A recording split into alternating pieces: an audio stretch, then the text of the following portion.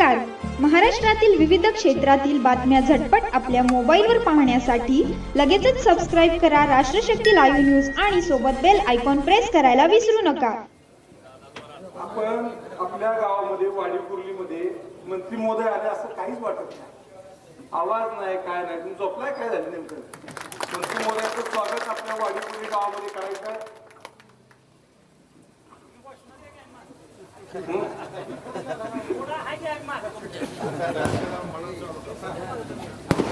श्रीराम.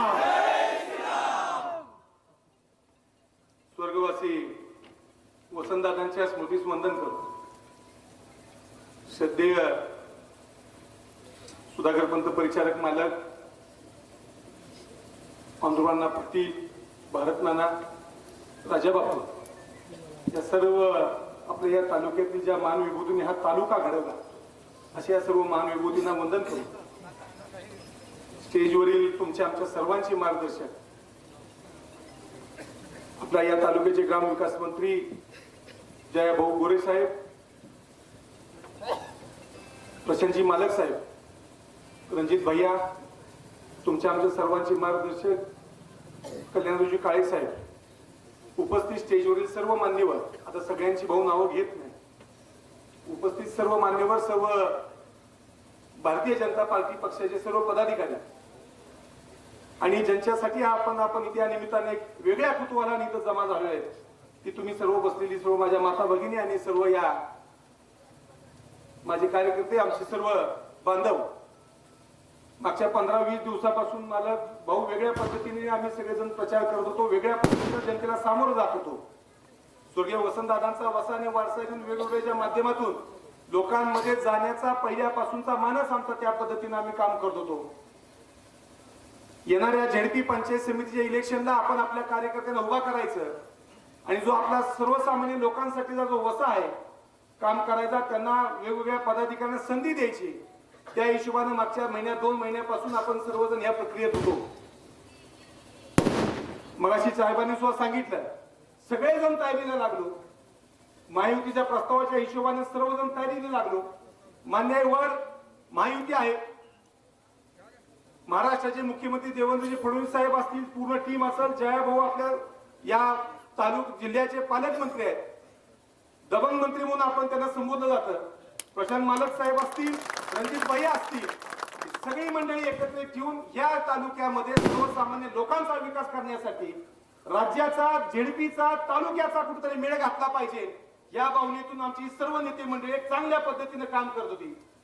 माझ्या एकट्यासाठी नाही तर तालुक्यातल्या 16 पंचायत समिती आणि 8 झेडपी जिल्हा परिषद या माध्यमातून लढवून लोकांना, सर्वसामान्य माणसांना सत्तेत पाठवण्याचं नियोजन या निमित्तानं भाऊ आम्ही करत होतो. मान्य आहे, पक्ष, पार्टी या सगळ्या गोष्टी आहेतच, पण त्याच्याही पेक्षा जी सर्वसामान्य जनता आपली पुढे बसली आहे हा केंद्रबिंदू मानून आतापर्यंत आपण काम करत आहोत. पण या मागच्या 2 दिवसात कुठे माझी शिंकली खायला मार्ग नाही. आम्ही राष्ट्रवादीला झेंडा घालून, पक्ष घालून आम्ही त्या निमित्तानं युवराजदादा पक्ष प्रवेश केला. रणजित भैया, आतापर्यंत तुम्ही आम्ही राजकारण केलं, आम्ही एकमेकांच्या विरोधात होतो. प्रशांत मालक आज स्टेजवर आहेत. मालक साहेबांनी सुद्धा आम्ही याच्या आधी 25 वर्ष झाले एकमेकांच्या विरोधात काम केलं. आमची विचारधारा वेगळी होती, पण आमचं माध्यम जरी वेगळं असलं तर आमचा केंद्रबिंदू एकच होता, साहेब, तू म्हणजे समोर बसलेली जनता. बरोबर आहे? पण आजपर्यंत कधी आम्ही आडवाडवी केली नाही, कुठल्या संस्थेत कुणाचा हस्तक्षेप केला नाही, कुठल्याही परिस्थितीने लोकांमध्ये विष घालून, लोकांमध्ये बडकवण्याचं भाषण आतापर्यंत कोणी केलं नाही, गट संपवण्याची भाषा आतापर्यंत केली नाही. पण एवढं सगळं चांगल्या पद्धतीने सुसंस्कृत संस्कार होत असताना, चांगल्या पद्धतीने राजकारण घडत असताना, सर्वसामान्यांबरोबर राजकारण करत असताना हे कुठेतरी नियोजन मागच्या 2 महिन्याखाली एक तुमच्या आमच्या सगळ्यांना माहिती आहे. त्यांच्यावर आता एक 8 दिवस आपल्याला चांगलं बोलायचं आहे, पण थोडक्यात भाऊ समोर जास्त वेळ न घेता एक आम्हाला जो भपका आहे, जो फुगा आहे, जो आम्ही चंद्रबागेला फोडला नाही, कसा फोडला एकदा भाऊन सांगा. जोरात फोडला ना, आणि आता पण फोडायचा आहे ना. या लोकांनी वेगळ्या पद्धतीनं वरच्या राजकारणामध्ये हस्तक्षेप करून, साहेब, आम्ही पक्षाला आतापर्यंत चांगल्या पद्धतीने प्रामाणिक असताना काल आम्हाला एबी फॉर्म मध्ये अडचण आणून एक वेगळ्या पद्धतीनं हे आमची जी काही सर्वसामान्य कार्यकर्ते राजकारणाच्या हिशोबाने इलेक्शनच्या हिशोबाने तयारीला होते त्याचा मुळात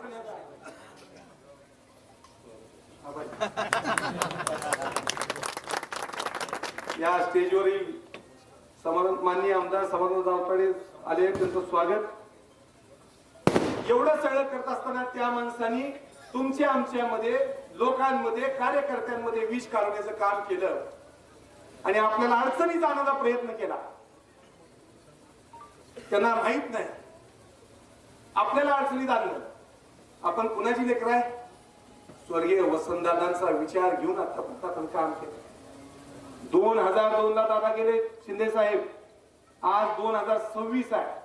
24 वर्ष झालं स्वर्गीय वसंतदादांच्या प्रेरणेने त्यांनी दिलेला वसा आणि वारसा घेऊन आम्ही लोकांमध्ये वावरतोय की जनता अजून सुद्धा आमच्या पाठीशी आतापर्यंत कायम आहे, भविष्यात सुद्धा कायम राहणार. मी कायम सांगतो आम्ही कायम प्रत्येक वेळेस सांगतो की वसंतदादा 2002 ला गेले, पण 2002 ला जाताना लोक म्हणजे 100 एकर जमीन ठेवली, 2 कारखाने सोडले असतील, काय संस्था सोडल्या असतील. पण भाऊ, या सगळ्यापेक्षा महत्वाची गोष्ट आमच्यासाठी काय आहे? तरी समोर बसलेली जनता आमच्यासाठी महत्वाची आहे. तीच खरी आमची इस्टेट आहे आणि त्या इस्टेटच्या जीवावरून आपण आतापर्यंत करतोय. आणि हे सगळं करत असताना लोक ज्या चुकीच्या पद्धतीनं ज्या वार्ता करते की आम्ही हा गट संपवणार, काळे गट संपवणार, पाटील गट संपवणार, परिचारक गट संपवणार, आता नवे तर आम्ही भाजप संपवणार, अशा पद्धतीनं चुकीच्या पद्धतीने ज्या वल्गना हे लोक करते त्याला कुठेतरी आळा घालण्याचं काम आपल्याला करायचंय ना. आणि तुम्हाला सांगतो, तुमच्या माझ्या सुदैवानं असा माणूस आपल्या जवळ आहे की जो महाराष्ट्रात सगळ्यात चांगल्या पद्धतीने काम करतो, म्हणजे जो आपल्या स्टेजवर उपस्थित आहे, असे आपले दबंग मंत्री जी त्यांचा आळा बसल्याशिवाय सोडणार नाहीत, एवढी खात्री आहे. तुम्ही स्टेजवर आलाय, माझ्या गावात आलाय म्हणून तुम्हाला घोड्यावर बसवायचं काम आमचं नाही, आमच्या संस्कार नाही. मला काय समोर बाई आहे, आम्ही सर्वजण सर्वसामान्य कुटुंबातनं किंवा एका वेगळ्या विचारधारेतून आलोय, तेव्हा आम्ही काय असं लोकांसारखं मोठे बोलणार नाही इलेक्शन पुरतं. आम्हाला जी जमतं तेच बोलतो. आम्हाला तुमच्यासारखा मंत्री या निमित्तानं आहे. मी तुमचं आभार मानतो की मागच्या 2 दिवशी आपल्यावर दगाफटका झाला, आम्ही सगळेजण अडचणीत आलो, त्यावेळेस भाऊ तुम्ही आम्हाला सन्मानानं सामावून घेतलं. या भाजपामध्ये तुम्ही आम्हाला सामावून घेऊन आमच्यावर विश्वास दाखवला. आम्हाला या जेडपी आणि पंचायत समितीला सामोरं जाण्यासाठी बळ तुम्ही दिलं, त्याबद्दल या सगळ्यांच्या वतीने मी तुमचं खूप खूप आभार व्यक्त करतो. आम्ही 2 दिवसापूर्वी अडचणीत होतो, लोक म्हणजे संपलं आता गेलं म्हणजे ना, लोक असं म्हणते लोक, सांगा भाऊ ना संपलं आता यांचं. पण भाऊ तुम्ही देवासारखे धावून आला आणि भाऊनी ज्या वेळेस आमच्या गळ्यात हा पंचा टाकलाय, तर आता हा पंचा काय काम करेल ही भविष्यात येणाऱ्या काळात तुम्हाला दिसल्याशिवाय भाऊ राहणार नाही. तुम्ही आमच्यावरची जबाबदारी दिली आहे, ती जबाबदारी आम्ही फोल करणार नाही, एवढं ग्वाही त्या सगळ्यांच्या वतीने आपल्याला देऊ का? मी मग परत तुम्ही सगळी एका बाजूला तोंड करचाल, मला जायचं असतंय भाऊ का, असं होणार नाही. निश्चितपणे भाऊ आम्ही दिलेली जबाबदारी चांगल्या पद्धतीने पार पाडून येणाऱ्या काळात आमच्या बरोबर प्रशांतजी मालक आहेत, रणजित भैया शिंदे साहेब, आम्हाला अवताळे साहेब, ज्येष्ठ मान्यवर तुमची सगळी आमच्या बरोबर आहे. स्वर्गीय वसंतदादा असतील, स्वर्गीय मालक असतील, आमचे बबनदादा साहेब असतील, समाधानदादा असतील, ही सर्व ज्येष्ठ मंडळी वेगवेगळ्या पक्षात जरी असलो तरी आम्ही वेगवेगळ्या पद्धतीने कुणाचाही आतापर्यंत मान अपमान न करता सगळ्यांना ज्या त्या पद्धतीत येऊन आतापर्यंत आम्ही राजकारण केलेलं आहे, समाजकारण केलेलं आहे.